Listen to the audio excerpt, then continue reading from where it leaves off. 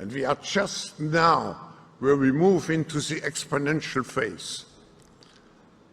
And I agree, artificial intelligence, but not only artificial intelligence, but also the metaverse, new space technologies, and I could go on, synthetic biology. Our life in 10 years from now will be completely different, very much affected, and who masters those technologies in some way will be the master of the world.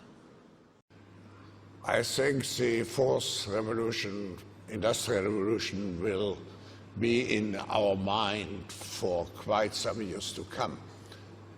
But what is very essential, my concern, my deep concern, is that those technologies, if we do not work together on a global scale, if we do not formulate, shape together the necessary policies, they will escape our power to master those technologies. Because artificial intelligence, it's relatively easy, let's say, to understand how a computer functions. Of course, if I go back to the first industrial revolution, how a steam engine functions. But how does really quantum computing function?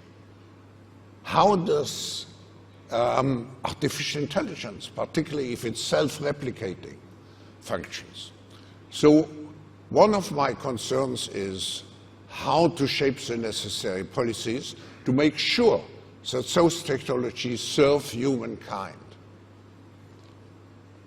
But the second concern which I have, and where governments have an important role, the change goes so fast in our world, and will go even faster.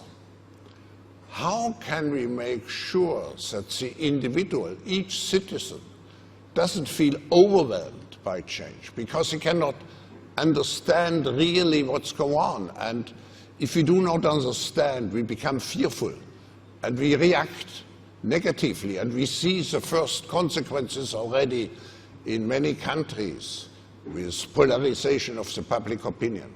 It has to do with some feeling that we lose control over our own fate.